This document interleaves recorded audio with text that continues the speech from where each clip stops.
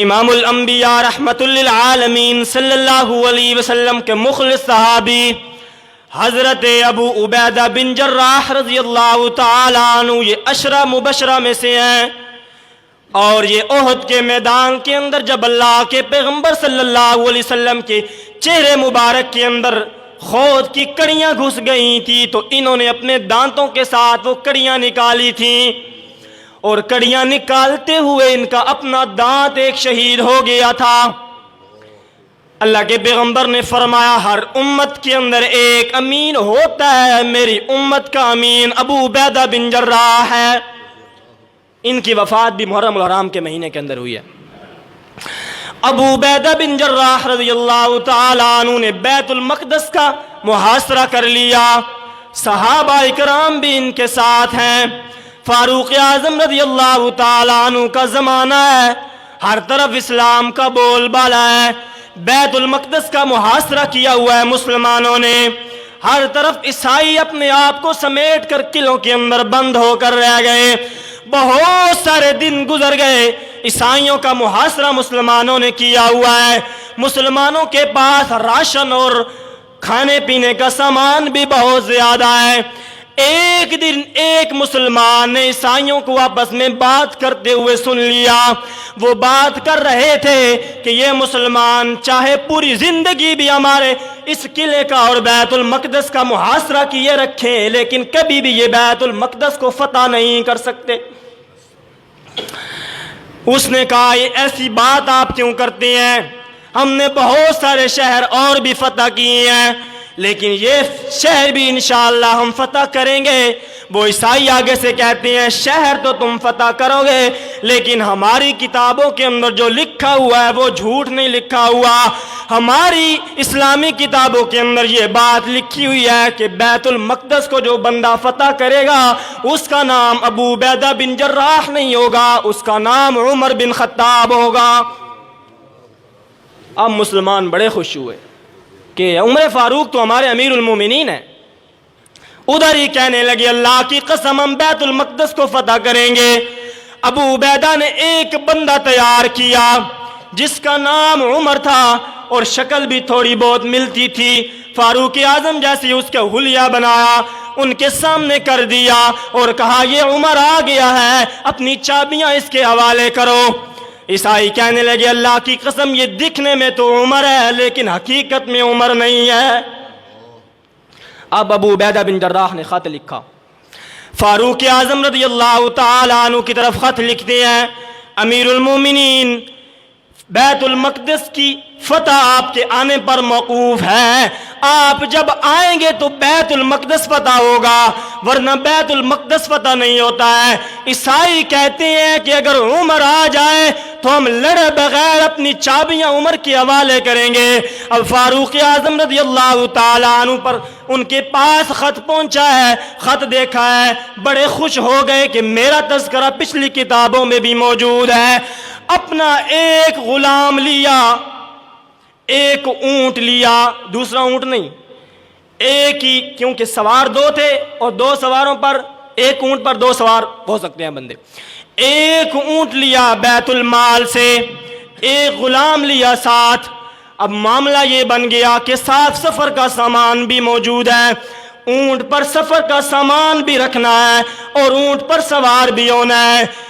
ایک بندہ سوار ہوتا ہے تو دوسرے بندے کی جگہ نہیں باقی رہتی، دوسرا بندہ سوار ہوتا ہے تو پہلے بندے کی جگہ باقی نہیں رہتی۔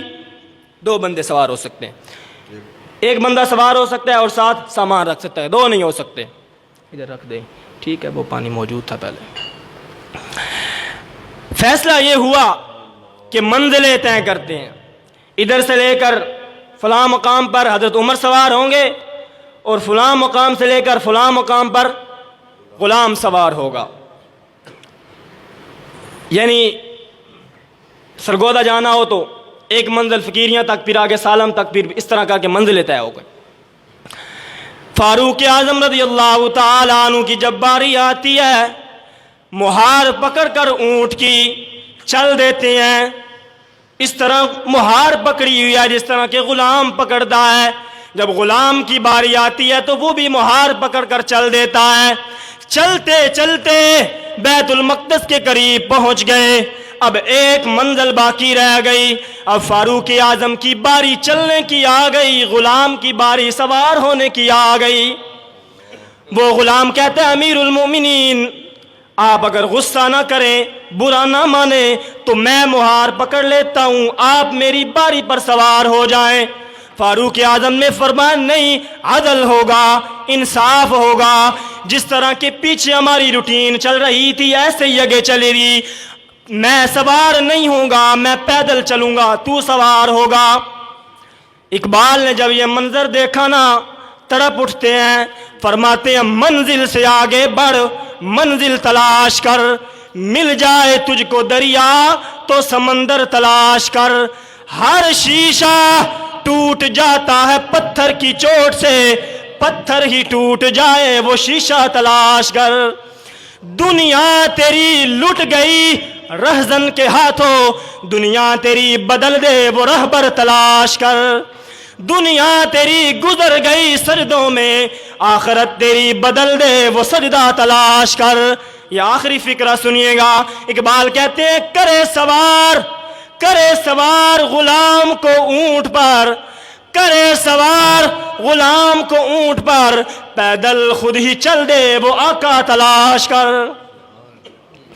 ایسا آقا تلاش کر جو اپنے آپ کو سواری پر سوار کرنا اچھا نہ سمجھے, غلام کو سوار کرے. پہنچ گئے ہیں بیت المقدس کے سامنے. اب وہ عیسائی دیکھ رہے ہیں کہ جو بندہ اونٹ پر سوار ہے یہ تو عمر نہیں لگتا, یہ تو کوئی اور بندہ ہے. انہوں نے تو کہا تھا کہ ہمارا امیر المومنین عمر ہے, یہ تو عمر نہیں ہے. وہ کہنے لگے یہ بھی عمر نہیں ہے. مسلمانوں نے کہا جو اونٹ پر سوار ہے وہ عمر نہیں ہے, جو مہار پکڑ کر آگے آگے چل رہا ہے وہ عمر بن خطاب ہے. چابیاں دے دی انہوں نے. یہ بات سنانے کے لیے آپ کو لایا ہوں. جب چابیاں دے دیں, اب فاروق اعظم رضی اللہ تعالیٰ عنہ نے خطبہ دیا اور فرمایا لوگو, او عیسائیوں, او صلیبیوں, جس طرح تم پہلے اپنی زندگی گزار رہے تھے اب بھی ایسی زندگی گزارو گے, لیکن فرق یہ ہوگا کہ تم ہمیں ٹیکس دو گے, جزیہ دو گے, تمہاری عبادت گاہوں کو ہم آزاد رکھیں گے, اپنی عبادت گاہوں میں سجدے کرو, عبادت کرو, کوئی تمہیں کچھ نہیں کہے گا. اب پھر فاروق اعظم جب خطبہ دے کر ابو عبیدہ بن جراح کے گھر تشریف لے گئے, جو کمانڈر تھے جنہوں نے بیت المقدس کو فتح کیا تھا, بہت سارے علاقوں کو فتح کیا تھا, جب ان کے گھر تشریف لے گئے نا, میرے بھائیو تاریخ نے لکھا ہے ایک مصلی تھا, ایک گھڑا تھا, ایک چارپائی تھی. فاروق اعظم نے دیکھا نا کہ ابو عبیدہ کے گھر تو یہ تین ہی چیزیں ہیں, کہ ایک لوٹا بھی رکھا ہوا ہے, چار چیزیں ہیں. کہتے ہیں ابو عبیدہ اس دنیا نے ہم سب پر اپنا اثر جمایا ہے, لیکن ابو عبیدہ تجھ پر یہ دنیا اپنا اثر نہیں جما سکی. جس طرح تو اپنے پیغمبر کے زمانے میں عاجزی اور انکساری کرنے والا تھا, غربت کو پسند کرنے والا تھا, آج بھی تو غربت کو پسند کرنے والا ہے. ابو عبیدہ بن جراح رضی اللہ تعالیٰ عنہ, ان کی وفات بھی فاروق اس کے محرم کے اندر ہوئی ہے, طاعون کی مرض کے ساتھ. یہ اللہ کے پیغمبر نے فرمایا جو بندہ طاعون کی مرض کے ساتھ فوت ہوا ہے وہ شہید ہے, تو یہ بھی شہید ہے. محرم کے زمانے میں ان کی وفات اور شہادت ہوئی ہے. پہلی چیز فرمایا وَعِبَادُ الرَّحْمَنِ الَّذِينَ يَمْشُونَ عَلَى الْأَرْضِ هَوْنًا, رحمان کے بندے وہ ہوتے ہیں کہ جب وہ زمین پر چلتے ہیں تو اکڑ کر نہیں چلتے بلکہ عاجزی کے ساتھ چلتے ہیں, انکساری کے ساتھ چلتے ہیں. اور سورہ لقمان کے اندر جب حضرت لقمان اپنے بیٹے کو نصیحتیں کر رہے تھے تو نصیحتیں کرتے کرتے بیٹا شرک نہیں کرنا, اللہ کے سوا کسی کی عبادت نہیں کرنی, والدین کی نافرمانی نہیں کرنی. آخر کے اندر ایک دو نصیحتیں فرمائی. وہاں فرمایا وَاقْصِدْ فِي مَشْيِكَ وَاغْضُضْ مِنْ صَوْتِكَ, میرا بیٹا اپنی آواز کو پست رکھنا, اپنی آواز کو اونچا نہ کرنا. ان انکر الاصوات لصوت الحمیر، اونچی آواز تو گدھے کی ہوتی ہے اور گدھے کی آواز سب سے زیادہ بری ہوتی ہے۔ وَلَا تُسَعِّرْ خَدَّكَ لِلنَّاسِ، جب لوگوں سے ملو تو اپنے رخساروں کو پھیلا نہ لیا کر، اپنے رخساروں کو اندر ہی رکھا کر جس طرح پہلے موجود ہوتے ہیں وہ۔ دوسرے مقام پر فرمایا وَلَا تَمْشِ فِي الْأَرْضِ مَرَحًا، میرا بندہ زمین پر اکڑ کے نہ چل، اِنَّكَ لَن تَخْرِقَ الْأَرْضَ وَلَن تَبْلُغَ الْجِبَالَ، میرا پیغمبر میرا بندہ زمین پر اکڑ کے نہ چل، اگر تو اکڑ کے چلے گا تو پھر بھی کوئی فائدہ نہیں ہے، کیونکہ تیرے اکڑ کر چلنے کی وجہ سے میری زمین پھٹ نہیں سکتی، اور اگر تو لمبا ہو کر چلے گا تو میرے پہاڑوں کی بلندی تک تو نہیں پہنچ سکتا۔ قیامت والا دن آئے گا، جو بندہ زمین پر اکڑ کر چلتا تھا اس کی گردن کو جھکا دیا جائے گا۔ ایک بندہ وہ ہوگا جس کی گردن اس طرح اٹھی ہوئی ہوگی، سارے بندوں کی گردن جھکی ہوئی ہوگی، ایک بندہ ایسا ہوگا جس کی گردن جھکی ہوئی نہیں ہوگی بلکہ اٹھا کر چل رہا ہوگا۔ وہ بندہ کون ہوگا؟ اللہ کے پیغمبر نے فرمایا وہ بندہ آذان دینے والا ہوگا۔ ہم تو بڑا معیوب سمجھتے ہیں نا خادم صاحب کو، اذانیں دیتا ہے، اس کی کیا اوقات ہے، لیکن اوقات تیرے ہاں نہیں معتبر، اللہ کے ہاں معتبر ہے۔